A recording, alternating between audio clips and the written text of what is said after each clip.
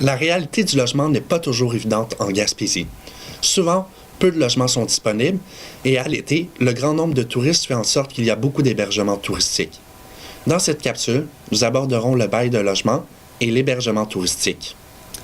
En ce qui concerne le bail de logement, les règles sont prévues au Code civil du Québec. Il s'agit pour la plupart de règles qui sont obligatoires.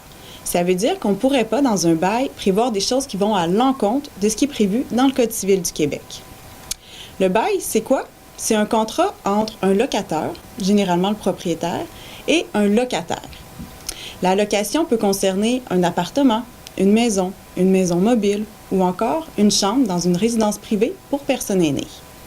Le but de cette location-là, c'est d'y établir sa résidence. C'est d'y vivre à plus ou moins long terme. Quand on parle de bail, on pense généralement au formulaire bleu qui provient de la Régie du logement, le bail écrit. Par contre, ça arrive que certaines personnes ne mettent pas leur entente par écrit. On va parler alors d'un bail verbal. Ce sont généralement les mêmes règles qui vont s'appliquer au bail verbal. Il contient quoi ce bail? Il contient l'adresse du logement loué. Il va contenir aussi le montant du loyer, l'endroit et à quel moment payer le loyer, la durée du bail qui peut être à durée indéterminée ou encore 1 mois, 6 mois ou même 12 mois ou même plus. Il peut contenir aussi certaines conditions qui sont rattachées au bail, par exemple le droit aux animaux. À noter que ces conditions sont parfois prévues dans un règlement plutôt que directement dans le bail. Comme je viens de le mentionner, la plupart des règles sont obligatoires. On ne peut pas aller à l'encontre des règles qui sont prévues dans le Code civil. Une de ces grandes règles-là, c'est le droit au maintien dans les lieux pour le locataire. Qu'est-ce que ça veut dire, le droit au maintien dans les lieux? Ça veut dire que le locataire a la priorité, qu'à la fin de son bail, il peut renouveler son bail et continuer à vivre au même endroit. Ça veut dire que le propriétaire ne pourrait pas exiger que son locataire quitte à la fin du bail. Maintenant, j'aborderai l'hébergement touristique. Cette règle de droit au maintien dans les lieux est totalement différente en matière d'hébergement touristique.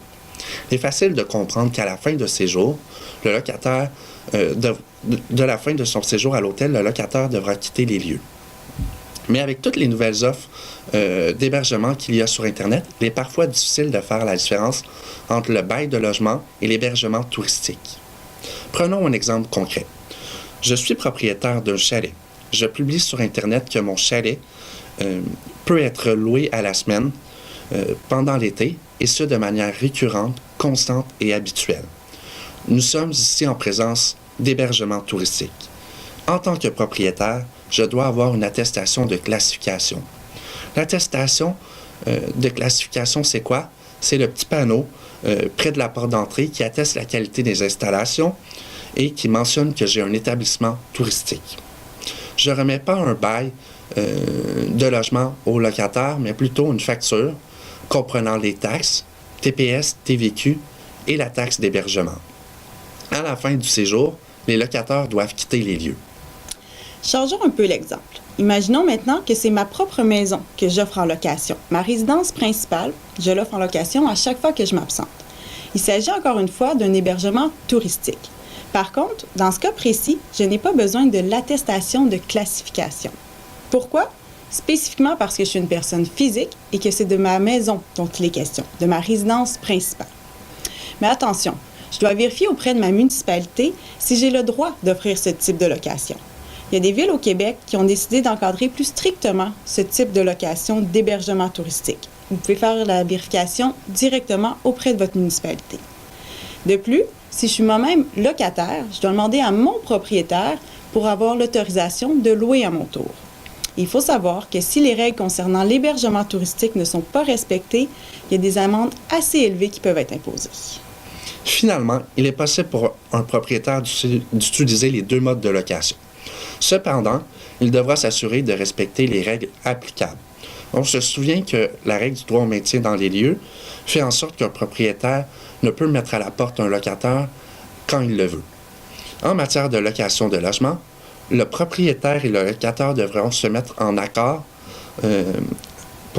pour mettre fin au bail. Cette entente devra être prise en cours de bail ou à la fin du bail, puisqu'une telle entente, si elle est prise lors de la conclusion du bail, elle pourrait être invalide. S'ils arrivent à une entente pour mettre fin au bail, Alors à ce moment, le propriétaire pourra louer la place à des touristes puisque l'endroit sera désormais libre. Voilà, nous avons présenté un aperçu des règles en matière de location. Si vous avez besoin de plus d'informations, n'hésitez pas à nous contacter au Centre de justice de proximité Gaspésie-les-Îles.